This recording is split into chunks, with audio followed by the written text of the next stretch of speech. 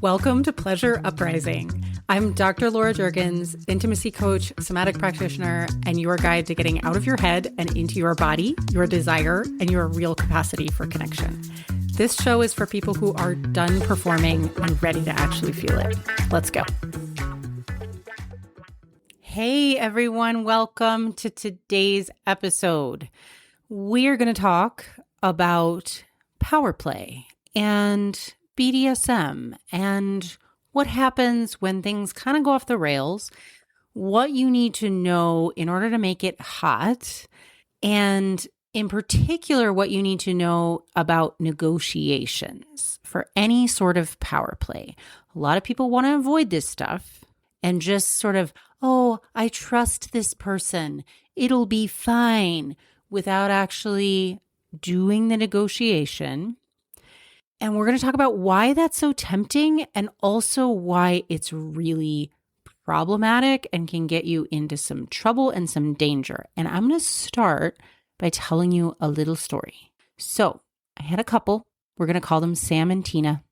She's in her mid-40s. She's a therapist. He's like early 50s, really cerebral. They've been doing a lot of power play, bondage, degradation, really high intensity stuff for years. And then it went to shit. So the reason they come to me is because she's completely stopped wanting sex. He couldn't get turned on without BDSM, without feeling dominant, according to him. And they started massively triggering each other because on the one hand, he's feeling super rejected. On the other, she's feeling this trigger from pressure. They had a sexless relationship at this point. There was lots of hurt and resentment. And when we dug just a tiny bit under the surface, what we found was really smart. These people are both very smart. They're very competent. They care about each other. They actually have really good communication. But you know what they had never done? They had never done an actual proper power or BDSM negotiation because both of them felt like it was quote unquote hotter to skip it and that they quote unquote trusted each other. So this is what caused all of the problems. Skipping the BDSM negotiation led to the slippery slope of a sexless relationship with lots of hurt and resentment, massively triggering each other, and her not being able to find her libido anymore. And I want to talk about how that happened and why it happened. But I also want to talk about why it's so tempting to skip it. And it's really understandable for even very smart, thoughtful, aware people to be really tempted to skip it. I want to also talk about whose job it is to make sure it happens and how to make the negotiation itself hot so that you actually want to do it. And I also want to, of course, talk about how not to ruin your libido and traumatize yourself or your partner. So we're going to do a little roadmap here today. This is a little different than, I'm going to give you some of the sort of standard BDSM resources in the show notes, but this is a little different of an episode about power play because I think a lot of BDSM and kink resources out there assume a level of advanced play that isn't necessarily appropriate for everybody or isn't necessarily what's going on. And sometimes just assume that you're going to do this negotiation. And so many people don't. And I've consulted with other therapists who come to me because they want to know how to help clients on the other side of this.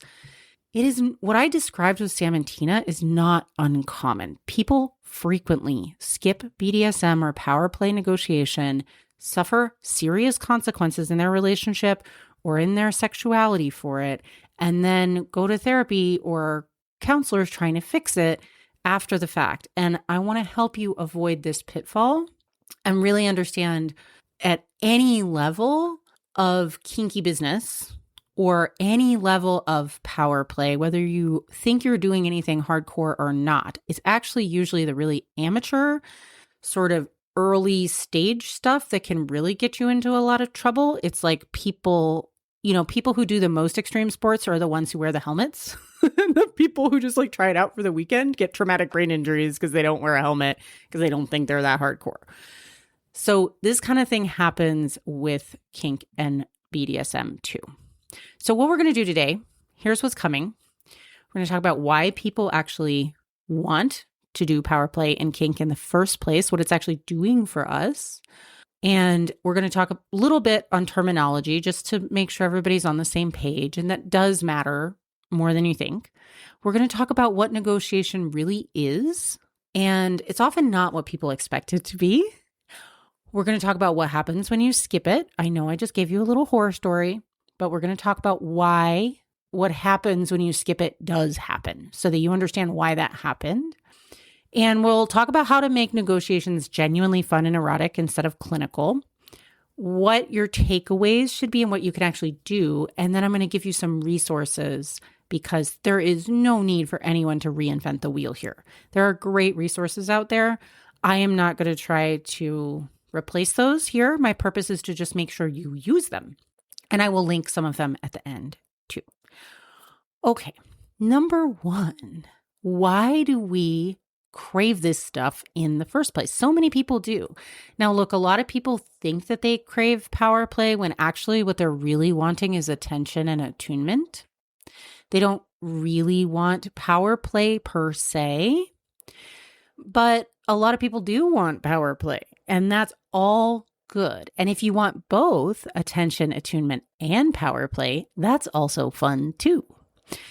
So we're not really specifically talking today about the attention attunement piece. I think that is one piece that is really, but I want to say something about it, which is that I think it's really missing from a lot of the mainstream basic conversations about power dynamics in the bedroom, is that actually what a lot of people, they think they want power, but what they really want is they really crave a partner who's really resourced and grounded in themselves so that they don't have to caretake. And I've said this on this podcast before. If you've been listening for a while, you've heard me say this. I'm going to keep beating this drum because I don't think enough people are beating this drum.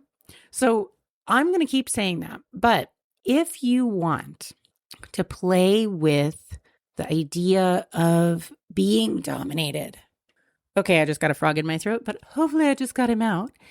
If you want to play around with the idea of being dominated or dominating someone else, it's really important to realize that that's not about aggression. It's really about stepping out of our everyday identity. Most of us walk around in our everyday identities kind of on autopilot. We're a professional, we're a parent, we're a partner, we're a quote unquote responsible adult. Sometimes we step out of that and we're with our hobbies or with our friends, right? But we're still in this sort of defined area of our identity. If you can think about all the possible identities of humans on this large spectrum, we all sort of give ourselves a particular slot. And we've decided, okay, this is me. Now, sometimes, a lot of the time, most of the time, the world has defined some of that for us, but we've also often done some of it ourselves. Regardless of where it came from, we're walking around in this sort of subset of all the possible identities. Power play and kink in particular, and they are different. You don't have to play with power to play with kink. Kink is kind of the larger sphere, and then power play is one subset of that. But these are a chance to step out into different aspects of ourselves and really explore different identities. And this is really play in the truest mammalian sense, right? The animal sense of play. It's not frivolous. It's not immature. Play is a fundamental human need.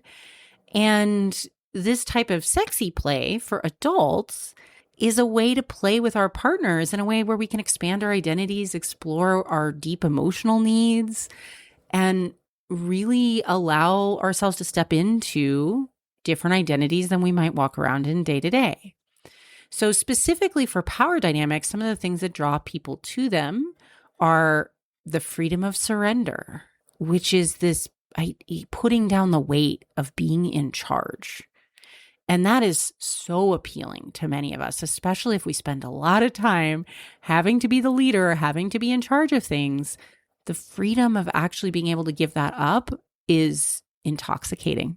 There's also the aliveness of authority, where we inhabit power consciously and intentionally and take power into ourselves, step into a powerful part of ourselves that maybe we don't feel safe or comfortable or accepted inhabiting a lot of the time. There's also the erotic charge of transgression, doing something that feels forbidden in a really fun way. Or role play as this identity exploration. Who else am I underneath who I have to be every day? None of this is pathological. And in fact, there's research that shows that BDSM practitioners are actually, in this one study in particular, they showed that they were psychologically, on average, according to the metrics that they were scoring, healthier than the general population. The whole point is that it's play. And play requires a container to be safe enough to actually let go inside, right? And when we played when we were kids, we would have rules and we would set out those rules and we would negotiate those rules with each other. And that's what allowed us to have fun times where it didn't just devolve into a whole bunch of fighting, right? So rules are important in play. So here's a section where we talk about terminology. I'm going to take a little digression into terminology before we come back to what we need to do to make that play safe and create that container. So words people use matter, of course, and it's not because there's one right way, but because knowing the distinctions actually helps you have better conversations. So I'm just going to give you, there's so many, everything in the world has jargon, and power play, BDSM, kink, there's so much jargon. I encourage you to learn it if you want. It does make conversation easier with people about it, especially if you're in the sort of community. That's the case for every sort of niche interest, right? There's going to be some jargon, but some real basics today. We're not going into the details. Top and bottom. Top and bottom refers to in-scene roles only. Like you are going to be a top and bottom in this particular setting for the time agreed upon. The top being the person who's giving structure, taking a more dominant or powerful role, oftentimes also the person giving sensation or direction during a scene. The bottom is the person who is following during the scene. A lot of times that is also the person who's receiving or surrendering. But you don't have to be the one. You can top from the bottom where you can be giving direction while receiving. So there are nuances here. But the key thing to remember is for topping and bottoming, when the scene ends, when that agreed upon time to play ends, the power dynamic ends. It's also important to know when people actually talk about doming and subbing that in official BDSM land, that is an ongoing relational dynamic. So I've actually had quite a few people that have come to me because they've gotten into relationship challenges simply because they thought they were talking about one thing and they wound up talking about another. Or they thought they agreed to one thing, but they wound up accidentally agreeing to another because the other person had a different definition. So somebody says, do you want to be in a dom sub dynamic with me? They're talking about a power exchange extending beyond the scene into how you communicate, make decisions, and relate day to day in your relationship. And that is a much bigger container, requires a much bigger conversation, often a written contract. It is a serious relationship commitment. And you want to make sure when somebody's talking about dom sub dynamics that they're clarify whether they're actually talking. They might be just talking about topping and bottoming in scene roles only. In practice, lay people outside of the BDSM community tend to use these interchangeably, and that's fine.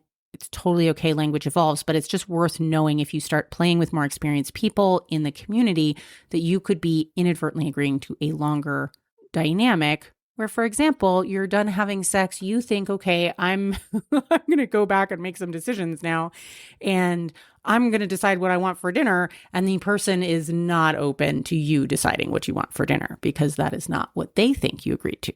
Okay. So as that an aside, a note also on just finding community and learning. If you want to go that deep into BDSM, I really want to encourage you to find local community. This is a craft. There are people who have spent years learning it.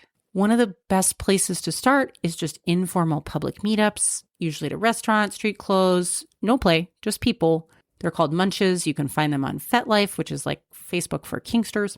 Not all teachers or mentors are created equal. So do your homework, ask for references, trust your gut, be very discerning.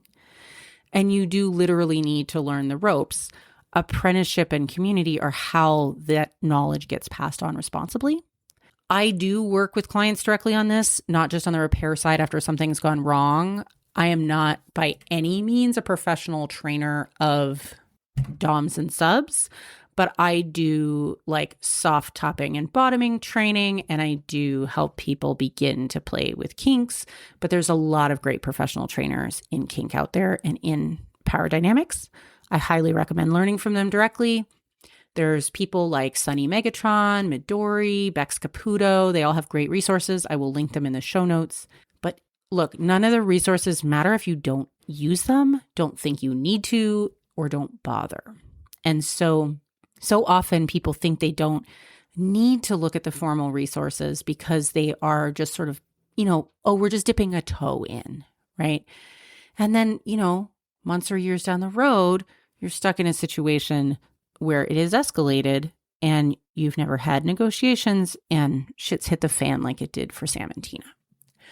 Okay, so let's look at what negotiation actually is. How do we set the container well without making it a bummer?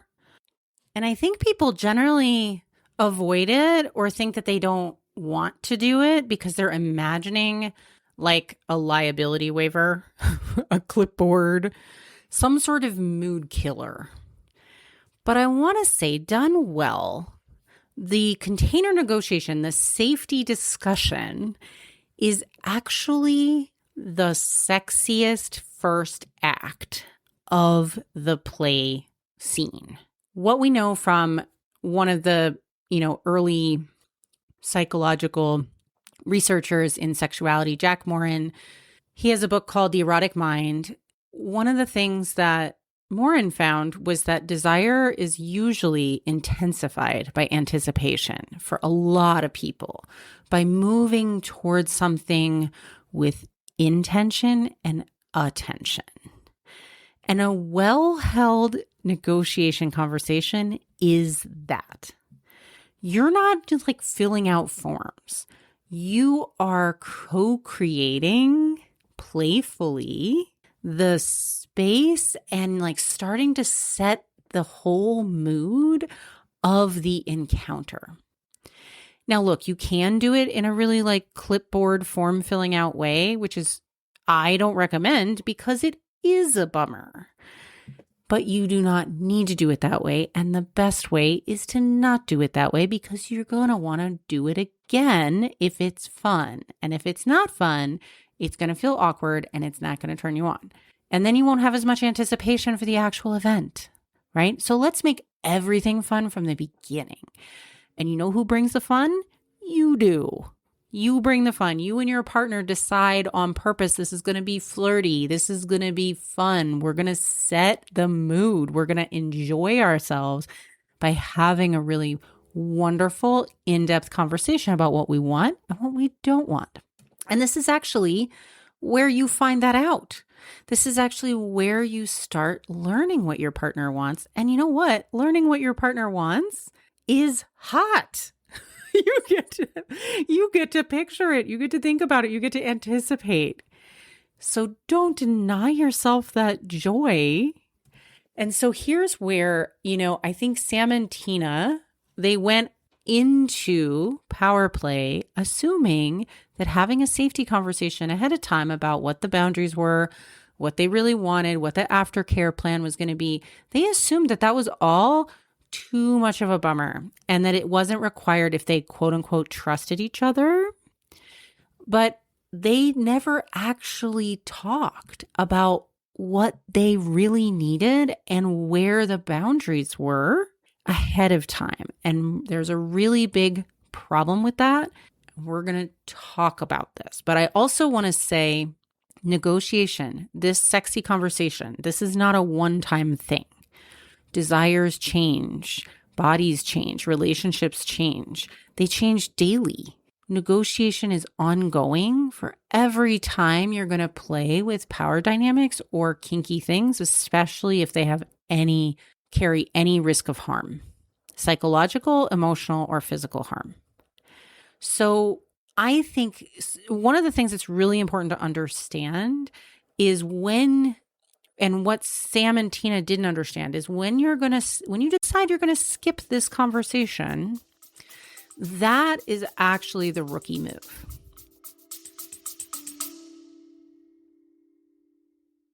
Quick break. If you are listening to this show, something in your intimate life may not be where you want it to be. And if you've been trying to think or talk your way through it and it's not quite working, that's not a you problem. That's just a method problem. I made a free guide to help called Get Out of Your Head, a starter guide to releasing the pressure, shame, and shoulds around intimacy. It has some reflection exercises that go deeper than anything you'll typically find in a freebie, and most people feel something shift after just the first one. So go grab it at laurajurgens.com/guide, and the link is in the show notes. People who are playing with like extreme edge play and like really intense, potentially harmful kinky shit, they are not skipping these negotiations. The pros are not skipping it. It's the rookies that are skipping it.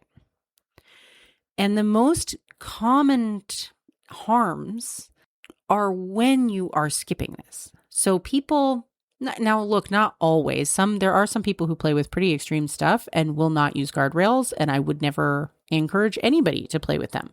But the really seasoned pros out there who are highly respected in the community, they are doing the negotiations always. Hardcore scene or light scene, they are doing it. It's amateurs who are playing with fire by skipping it and getting hurt, right? So one of the important things to understand, and one of the things that these pros do understand, is the neuroscience of subspace. So what we mean by subspace is this sensation, the emotional and sensory place that you get when you are bottoming in a scene, when you have given over your power, when you have truly surrendered, a thing called subspace happens. And it is the prefrontal cortex, the thinking part of your brain that can assess new information. It can assess consequences. It, is the planning, most sort of newly evolved part of the human brain. It measurably downregulates in subspace. It is our monitoring mind, and it releases. And that's a good thing. That's the whole point. It's what people want. It's why they want to do it. But it also means in that place, your capacity to actually track your own limits is massively reduced. If you are experienced, you know this. You know that in the moment when you're in subspace, you can easily override your own boundaries without even registering it. Your body will register it, and it will like hold on to it for later, sometimes for much later. And you can have major, traumas that happen, but your mind isn't monitoring that in the moment because it's literally lost the capacity to do that. And so experienced practitioners have built the negotiation protocols, the safety architecture around BDSM to be in place before anyone gets into subspace.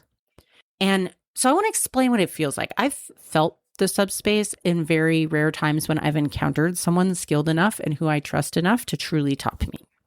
So one really easy example to describe to you is in a training.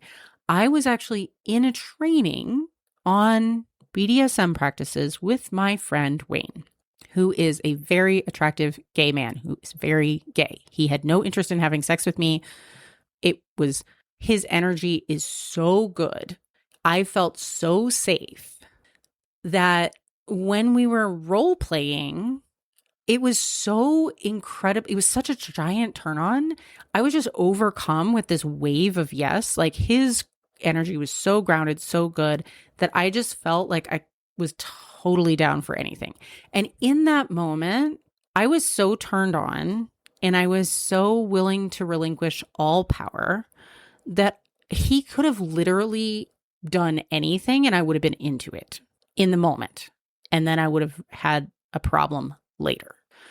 We were playing with that so that we could see how it would feel like and why we need the container negotiation.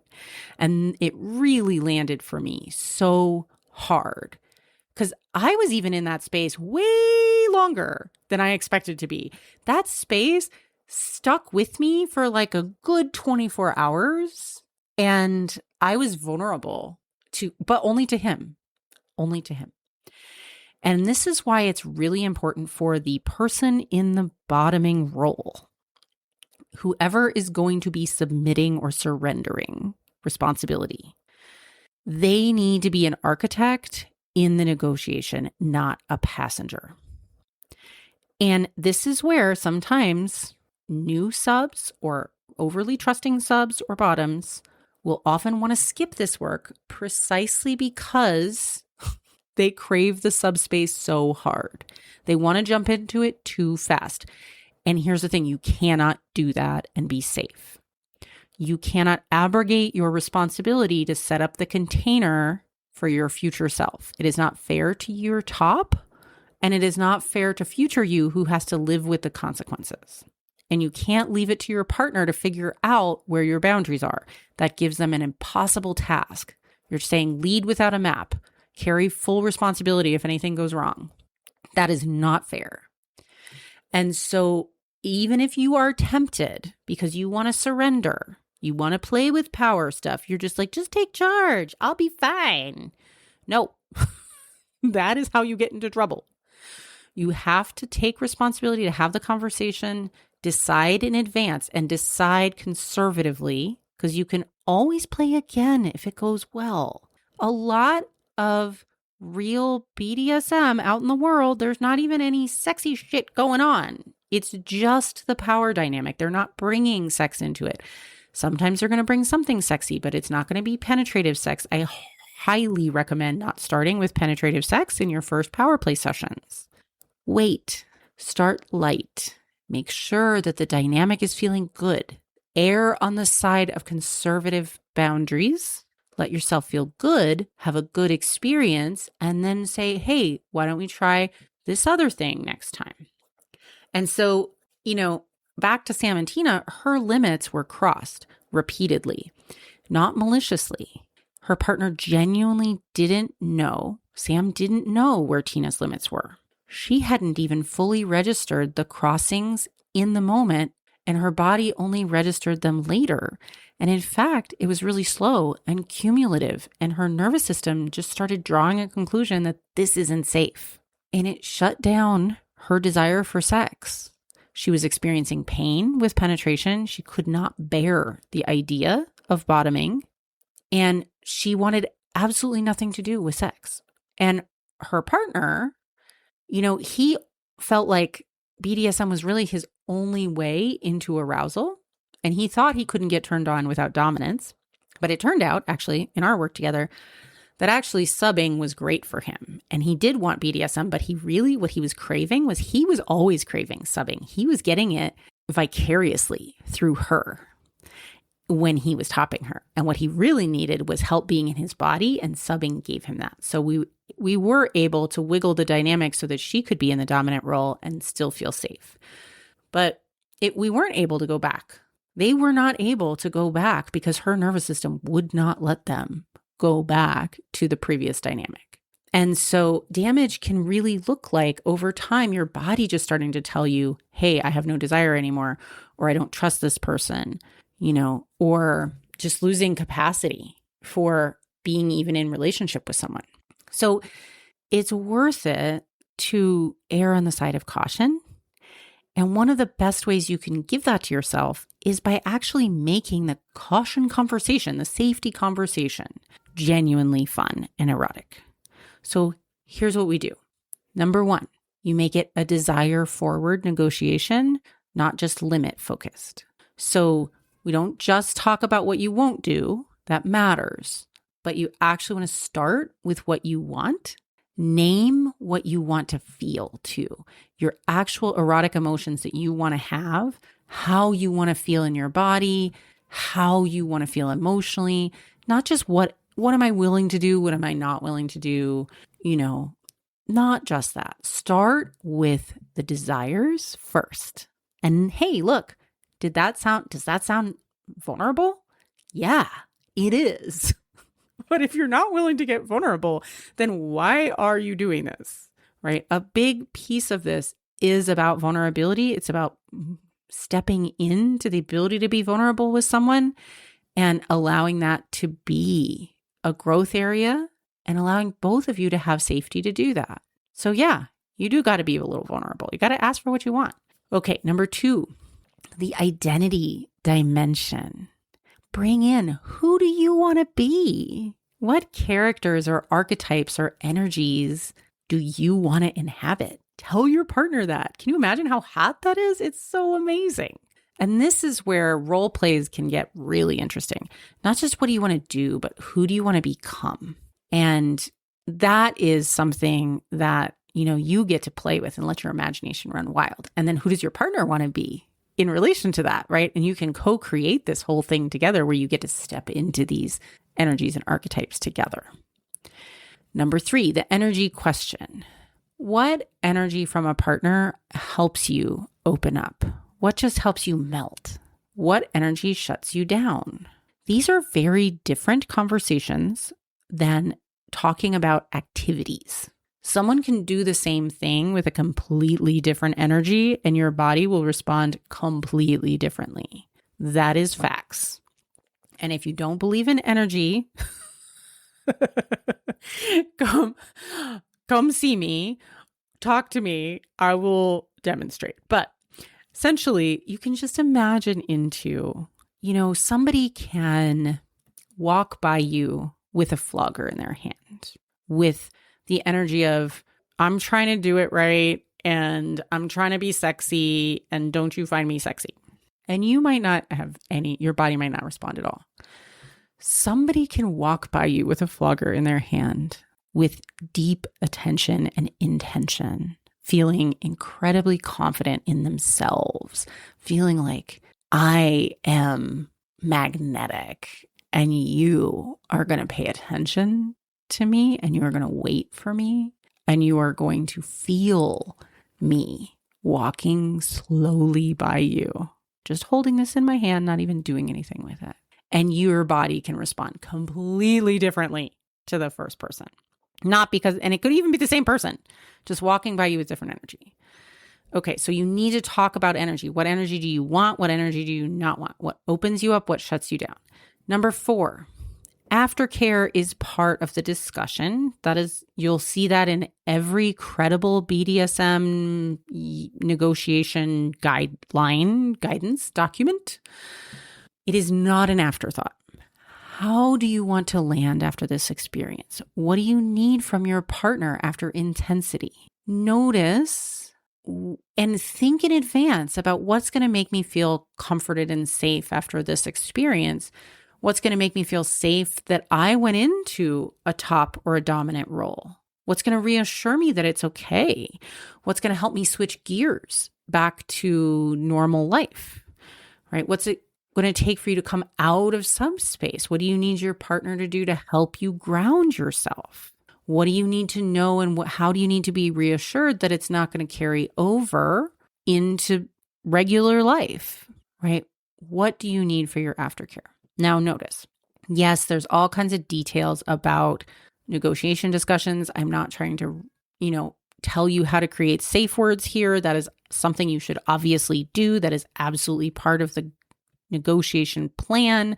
I'm not giving you the step-by-step. I'm going to link to some of those kinds of things in the show notes. There's a lot of resources out there.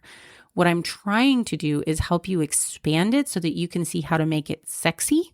A lot of those resources don't really focus on making it sexy, they just focus on the bare bones and the how-to.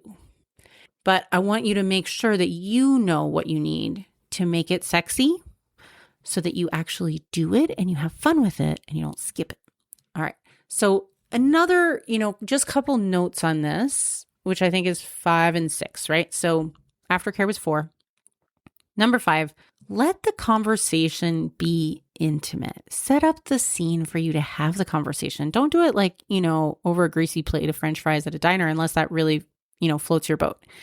Have it be intimate. Let yourself be turned on. Let yourself talk slowly. Let yourself be in your body. Let yourself not be coming off of a bunch of anxiety, right, into the conversation. Really take your time. Allow the negotiation and play boundary to kind of blur. So allow it to be playful when you're talking about it. Last one, number 6, context matters, right? So know what you're trying to build. Just as, I mentioned you can play with power dynamics without sex, and definitely I recommend that in the beginning. Know that, a Saturday night playtime scene is really different from a dynamic that is meant to structure your whole relationship. And you want to really be clear about, okay, what are we doing here? When is this? And when does it end, right? And is this something that we want to explore on an ongoing basis, or are we just talking about dipping our toes in? Really get detailed about all the contexts. So I want to just wrap up today. We've talked about, just with a little recap, we've talked about why we crave it, why we crave power dynamics, play, identity, freedom, stepping outside our everyday selves. Talked a little bit about terminology, top, bottom, dom, sub, how to find a community that can teach you more. We've talked about what the negotiation actually is. It's not about just doing paperwork. It's about setting the whole sexy container in the first scene and creating safety, right? We talked about what's at stake when you skip it and why it's so important for the bottom or the sub to take ownership as well as the top. And we also talked a little bit about how to make it hot, right? Desire forward, identity forward, energy, aftercare.